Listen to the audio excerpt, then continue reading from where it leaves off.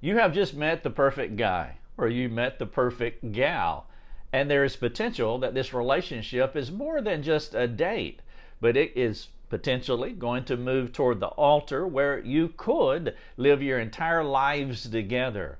Well, there's a lot of things to think about when you're in a serious dating relationship. And one of the most important things that you will ever consider and implement into that relationship is good communication ideas, how to communicate well with each other. And so you're in a dating relationship and it is moving along. I want to give you some ideas to think about around this idea of communicating in a serious dating relationship, one that potentially is moving toward the altar.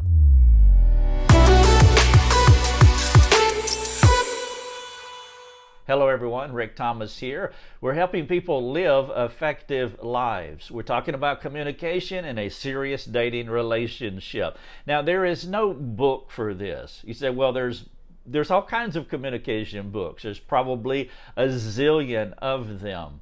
But when I say there's no book for this, what I'm saying is there's no cookie cutter process or one size that fits every individual and every couple, because every individual and couple is different. And so there's not one size that fits all. You want to take principles and ideas and concepts and you want to bring them together into your unique relationship. And I trust that this video will be part of that process as you collate great biblical ideas and implement them into your relationship.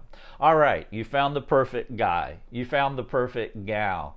And there's potential you're moving toward the altar. You're going to live, hopefully, your lives together.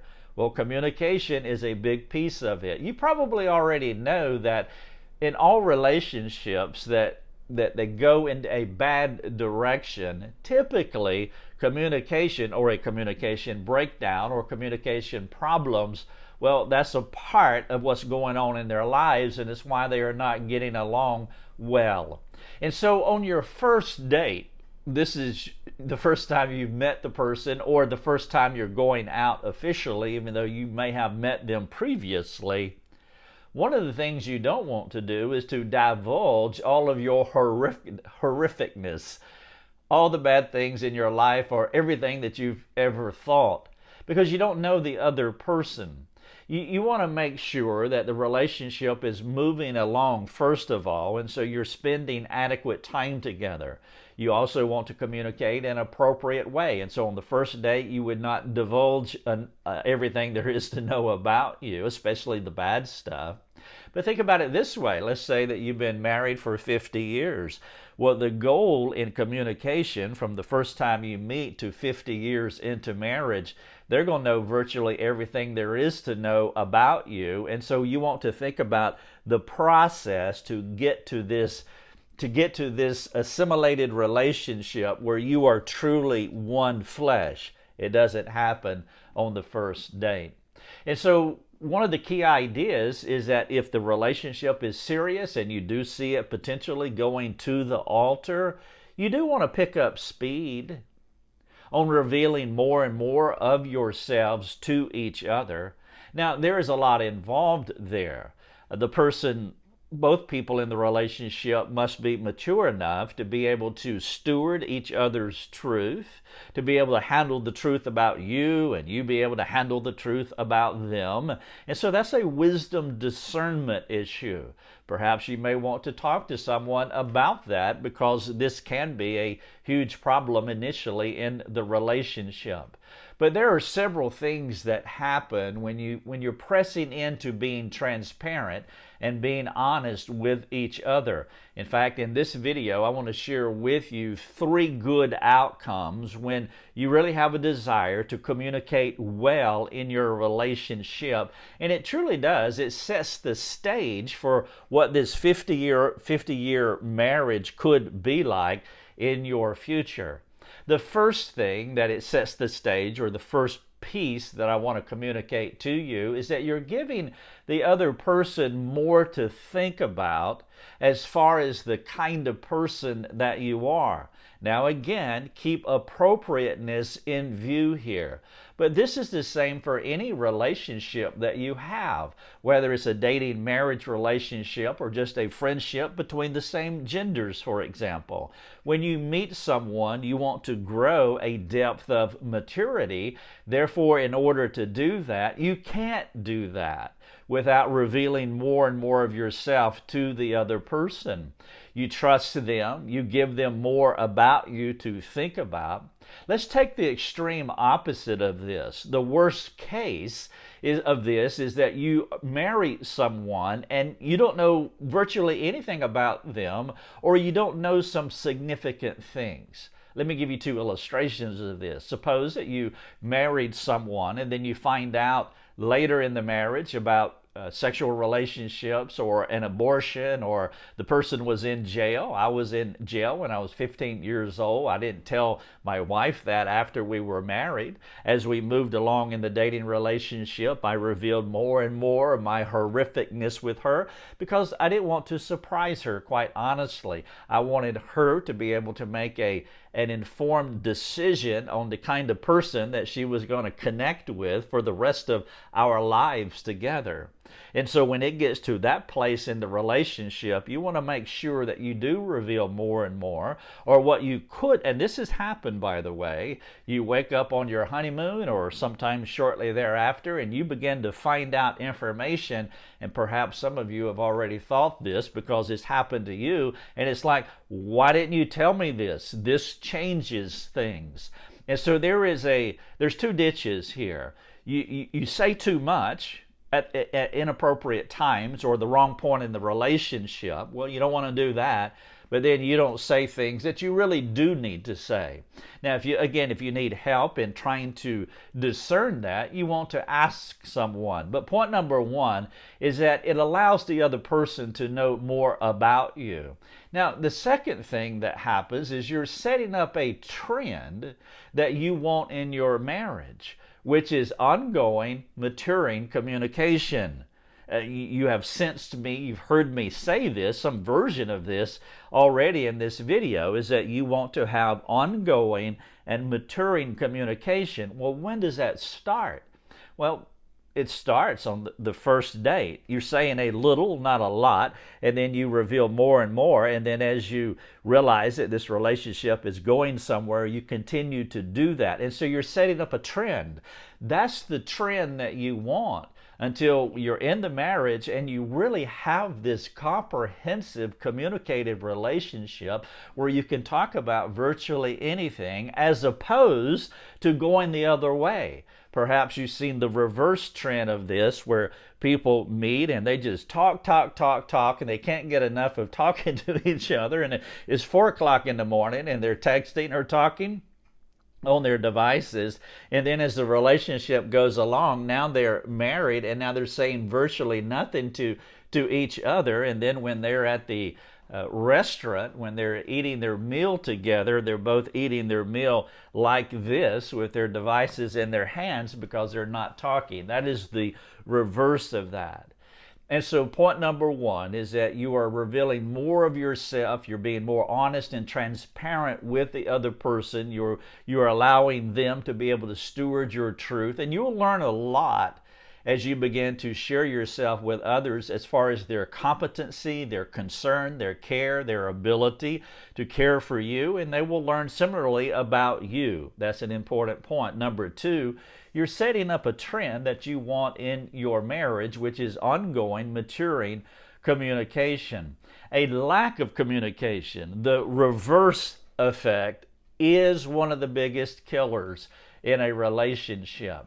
When a couple is practicing appropriate transparency based on the maturity of the couple and the tenure of the relationship, they are using wisdom that could serve them forever. Number three, you're operating with integrity. Think about it this way. A person who wants to walk in humility by being honest and open appropriately with their dating relationship and eventually the marriage relationship, they're walking in humility, and they are sending a sweet signal to God, asking God for His favor. God gives His favor, gives His grace to the humble, and a person who is operating in that kind of integrity, well, they're going to receive God's empowering favor in their lives, also in their relationship. You could take the opposite of that as well. The opposite of this is the secret keeper who doesn't want to reveal things. Maybe there are things that they are ashamed of, or there are things that they are willfully keeping secret that they just don't want the other person to know. I've already talked about that. And you get into the relationship and you find out and you do ask, well, why in the world didn't you tell me this? It makes all the difference in the world. There's reasons for secret keeping. One could be nefarious reasons, as I've just described. It could be also the shame that a person's carrying, and again, you want to be careful about that, but that is a communication issue within a relationship. Now, another reason that a person would practice secret keeping is because of the terrible shaping influences that they've had in their lives. Maybe they don't have a template for communication because they've never seen it modeled in their relationship, like say in their family, their parents, for example, or with their siblings, and so they just don't know what a healthy relationship looks like. I've talked about this several times, that when I came into marriage, I had no template for what a healthy marriage looked like, and good communication is part of a healthy marriage. Well, I had no template for that. I didn't know how to do it. I had to learn these things after marriage, and there were some disastrous effects as far as that is concerned. And so you don't want to think that every person who keeps secrets is doing it because of nefarious reasons. There could be shame and guilt involved. There could be a person with a lack of a template because of poor shaping influences. But the point here is that you do want to walk in integrity. You always want to be leaning into integrity because you want God's favor on your life. And even the person who's struggling with shame and guilt, or the person who was ignorant like I was, well, if we're walking in integrity and want to walk in that kind of humility, God's going to make a way here for you to be able to live in a wonderful, biblical, communicative relationship. Now, of course, there's a big footnote to all of this, and the footnote is that both individuals within the relationship, they have to be on the same page, or at least those two pages have to be pretty close together about these ideas. It doesn't mean that both people in the relationship are going to be at the exact same place maturity-wise. In fact, there is a 100% chance that the two people in the relationship aren't going to be at the same place maturity-wise. But you don't have to be. Again, we're all different.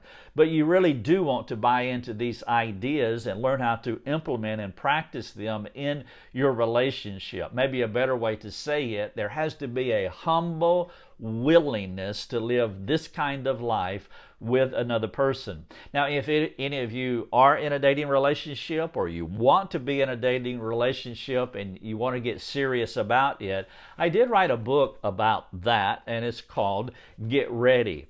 This book is for folks who are dating, but it's also folks who are married currently. It will help you in a wonderful way. And so if you're in a marriage and it's just not what it should be, this is an outstanding marriage book. But it's also written for couples who are dating and they're serious about marriage. I do not recommend this book for the 13 or 14 or 15-year-old dater who cannot be married for a period of time, because in this book I do talk about the physical intimacy, and it would not be appropriate for that age person, but it would be very appropriate for a person who's dating and they're moving toward the altar, or a couple who is married, or someone who is divorced and they're thinking about remarrying. This is the book for you. It's called Get Ready, and you can get it on Amazon. and it will help you not just in communication but also in other areas as well. If you have something that you want to talk to us about, it's about communication in a relationship, it's about dating, or maybe some other issue or personal problem that you're going through, we do have free community forums on our website, so you can come to our website, rickthomas.net. Get your username, your password, all of that stuff's free. It's provided for you. The community forum is free. It's provided for you. And we have a team of folks that would love to answer whatever questions that you have. And by the way, please subscribe to our YouTube channel. It will allow us to reach more people. And so if you would just subscribe, and you're welcome to share these videos with 1,000 of your closest friends, that would be fantastic. Again, thank you so much for watching.